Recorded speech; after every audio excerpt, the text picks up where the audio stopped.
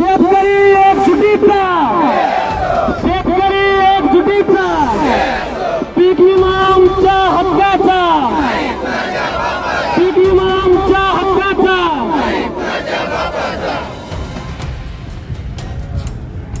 कायदेशीर मार्गाने सांगलो काळजी नसेल.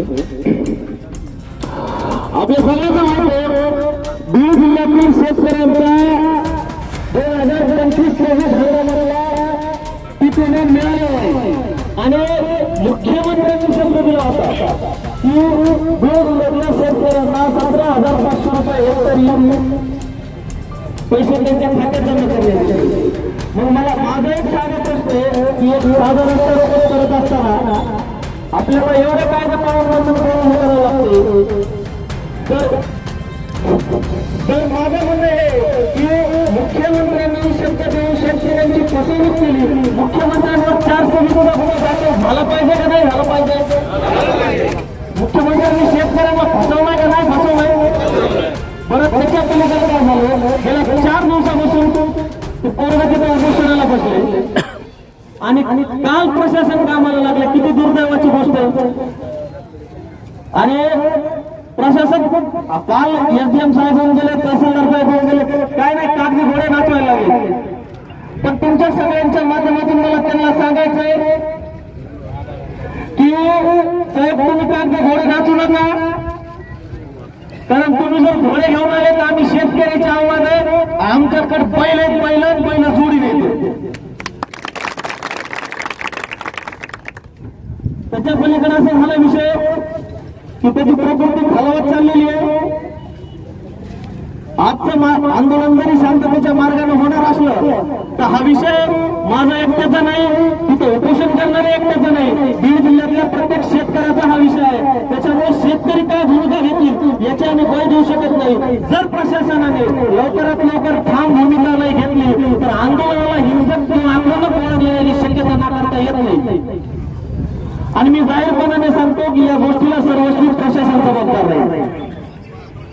कारण 3 दिवस झाले साहेब संविधानिक पद्धतीने आंदोलन सुरू आहे.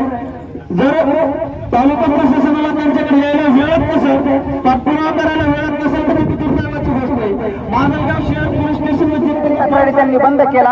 आता आपल्याला जो पीक विमा येतो, पीक काढणीला आले जो कापणी प्रयोग होतो, त्या कापणी प्रयोगाच्या आधारावर जे उत्पादन मिळतं त्या उत्पन्नाच्या आधारावर पीक विमा मिळतो. आणि हे कापणी प्रयोग पीक विमा कंपनी, कृषी विभाग, महसूल विभाग हे प्रत्यक्ष शेतावर करतात. 50% त्याला वेटेज असतं आणि सॅटेलाइट द्वारे कापणी प्रयोग केला जातो, त्याला 50% वेटेज असतं. यामध्ये पीक विमा आणि संबंधित कृषी विभाग, महसूल विभाग यांचे या पीक विमा कंपनीशी लागेबांधे असतात.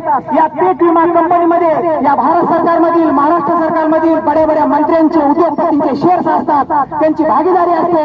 त्यामुळे हे सर्व ठरवून या शेतकऱ्यांना पीक विमा कसा मिळणार नाही याचं नियोजन करतात. त्यामुळे 2025चा आपल्याला पीक विमा मिळालेला नाही. बांधवांनो, आपली ही एक मागणी आहे की आपण 17,500 रुपये पीक विमा तात्काळ शेतकऱ्यांच्या खात्यावर जमा करा. तुम्ही आम्हाला भीक देत नाही, तुम्ही आम्हाला शब्द दिला होता, तुम्ही शब्द पाळला पाहिजे. तुम्ही महाराष्ट्राचे मुख्यमंत्री आहात, एका संविधानिक पदावर बसलेले आहात. आपण प्रसार माध्यमांना त्यावेळी सांगितलं होतं की मी महाराष्ट्रातील पूर्ण शेतकऱ्यांना 17,500 रुपये प्रति हेक्टर पीक विमा देईल. तर तो शब्द या महाराष्ट्राच्या मुख्यमंत्र्यांनी पाळावा, आपल्या माध्यमातून मी त्यांना विनंती करतो. तसेच या आलेल्या संकटामुळे संपूर्ण मराठवाड्यातील बीड जिल्ह्यातील शेतकरी अडचणी सापडलेला आहे. 1 महिना झाला पाऊस नाही, पिके सुकत आहेत, खताचे, बियाण्याचे, औषधाचे भाव गगनाला भिडलेले आहेत, शेती करणे अवघड झालेले आहे, उत्पादन खर्च देखील निघत नाही. त्यामुळे त्यांनी तो पूर्वी जी योजना होती 1 रुपया पीक विमा ती तात्काळ परत सुरू करावी व जे ट्रिगर आहेत ते देखील परत चालू करावे ही माझी महाराष्ट्राच्या सन्माननीय मुख्यमंत्र्याला विनंती आहे. शेतकरी भावांनो, आपल्या पातूरचे विशालभाई मागील 4 दिवसापासून माजलगाव येथे छत्रपती शिवाजी महाराज चौकात आमरण उपोषण करत आहेत.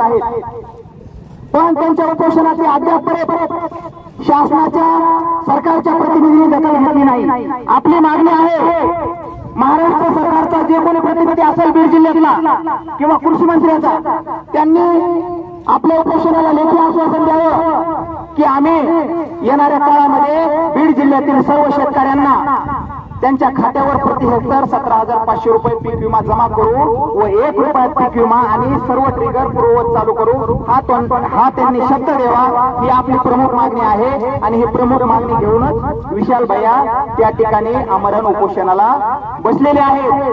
मागील 4 दिवसांपासून माजलगाव तालुक्यातील सर्व ग्रामपंचायत सोसायट्या शेतकरी बांधव शेतकरी पुत्र माता भगिनी मोठ्या प्रमाणावर त्या ठिकाणी येऊन सहभागी होत आहेत. आंदोलन मजबूत करत आहेत. आपलं आंदोलन एवढ्यावर थांबणार नाही. सरकारचा प्रतिनिधी जरी आला त्यांनी आपल्याला लेखी आश्वासन जरी दिलं बैठक जरी घेतली जोपर्यंत 17,500 रुपये पीक विमा आपल्या शेतकऱ्यांच्या खात्यावर जमा होत नाही जोपर्यंत 1 रुपयात पीक विमा योजना चालू होत नाही जोपर्यंत ट्रिगर पूर्ववत चालू होत नाही तोपर्यंत आपला हा लढा थांबणार नाही. या माध्यमातून मी आपल्याला शब्द देतो.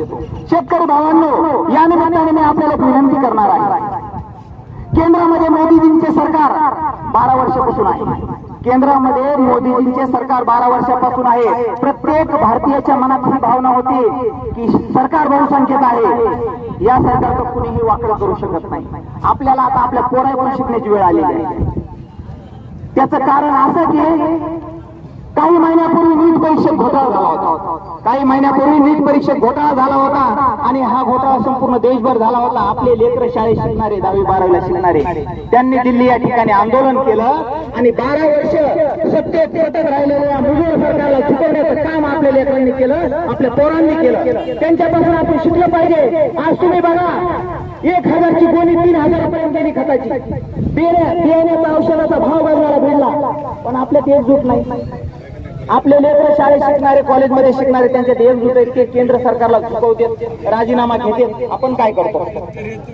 आपल्याला शेतीमध्ये उत्पादन खर्च निघत नाही पण आपल्यावर हा जो सतत अन्याय होत आहे याचं कारण म्हणजे आपल्यात एकजूट नाही. आपण या लेकरांचा विद्यार्थ्यांचा आदर्श घेतला पाहिजे व एकजूट झालं पाहिजे व एकजूट होऊन आपली शेती कशी फायद्यात आणता येईल यासाठी लढलं पाहिजे. मित्रांनो खत असेल बियाणे असेल औषध असेल याचे भाव बघायला मिळत आहेत पण आपल्या कापूस सोयाबीन ऊसाचे भाव 10 वर्षापूर्वीचे होते तेच आहेत. त्यांनी जर खताचे भाव वाढवले बियाण्याचे भाव वाढवले औषधाचे वाढवले तर दुसरीकडे आपल्या शेतमालाचे देखील भाव वाढले पाहिजे. या मागणीसाठी आपण सर्व शेतकरी बांधवांनी एकत्रित येऊन रस्त्यावर उतरलं पाहिजे व आपल्या न्याय हक्कासाठी न्याय मागण्यासाठी लढलं पाहिजे. आपल्या विशाल भैयाचे आंदोलन असेच चालू राहील. मी या माध्यमातून आपल्या सर्वांना विनंती करतो जोपर्यंत आपल्या मागण्या मान्य होत नाहीत तोपर्यंत आपल्या विशाल भैयाचे आमरण उपोषण सुरू राहील. आपण त्यांना खंबीर साथ देऊ त्यांच्या खंबीर पाठीमागे उभा राहू एवढं बोलून मी थांबतो. जय हिंद जय महाराष्ट्र. 15 ऑगस्ट पासून आपल्या गावाचे भूमिपुत्र विशाल विष्णू जाधव हे जागृत प्रतिष्ठानतर्फे माजलगाव येथे आपल्या हक्कासाठी आपल्या लढाईसाठी आणि पीक विमा 2025 मिळण्यासाठी आपल्यासाठी आज तो त्या ठिकाणी आमरण उपोषण करत आहे. त्याची परिस्थिती आता अतिशय गंभीर होत चाललेली आहे. त्याची तब्येत खूप खालवलेली आहे. त्यामुळं माझा असा सगळ्यांना म्हणजे पातूरकर जे सर्कल आहे सगळं आपलं सगळं शेतकऱ्यांना विनंती आहे की जास्तीत जास्त करून जोपर्यंत आपण सरकारला जाब विचारत नाही आणि मोठ्या संख्येने आपण सरकारच्या त्यांना बोलत नाही तोपर्यंत आपली दखल घेतली जाणार नाही. त्यामुळे सर्व शेतकऱ्यांनी जास्तीत जास्त प्रमाणात जास्तीत जास्त लोकांनी जाऊन त्या विशाल भैयाला जास्तीत जास्त पाठिंबा द्यावा एवढं या ठिकाणी मी बोलतो आणि थांबतो. नाना कुठे?